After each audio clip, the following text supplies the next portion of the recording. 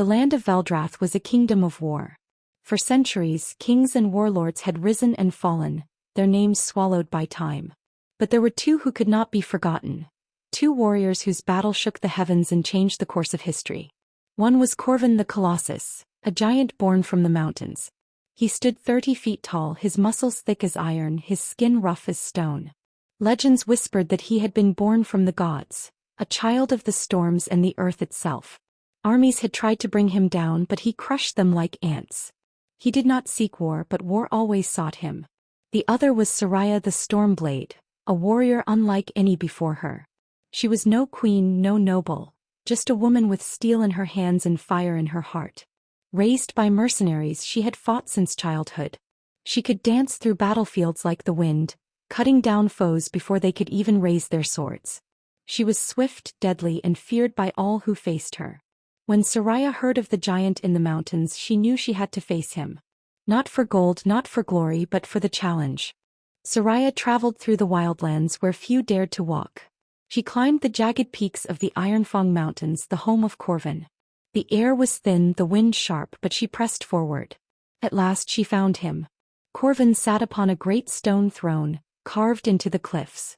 His eyes, the color of storm clouds, watched her with curiosity. His breath alone sent dust swirling around her feet. "A warrior?" he rumbled, his voice deep as thunder. "Another fool come to test their fate?" Seraya smirked, gripping the hilts of her twin swords. "Not just another warrior. The only one who will ever defeat you." Korvan laughed, shaking the mountains. "Many have tried. None have lived. Turn back, girl." "I don't turn back," she replied. The giant's grin faded. "Then let us begin." Korvan moved with the power of an earthquake. His fist crashed down where Seraya had stood a moment before, shattering the stone beneath it. But she had already moved, rolling, spinning, leaping. Her swords flashed, slicing at his leg, drawing the first blood. He roared, kicking out, sending a gust of wind that nearly knocked her off the cliff. She barely landed on her feet. Again and again they clashed, Korvan, a living force of destruction, and Seraya, a shadow that never stayed still. She struck at his weak points, behind the knees, his wrists, his ribs. He bled, but he did not fall. Then he caught her. His massive hand closed around her, lifting her into the sky like a doll. "It is over," he said. Seraya gritted her teeth. "Not yet." With her last bit of strength, she twisted, driving her sword deep into the flesh between his fingers. Korvan roared and released her. She fell, landing on his shoulder. Without hesitation she climbed, higher, higher, until she reached his head. With a final cry, she plunged her blade into his eye. Korvan staggered. The ground shook. He fell to one knee, clutching his face. Silence filled the mountains. Seraya stood, breathless, her sword dripping with the giant's blood. She had won.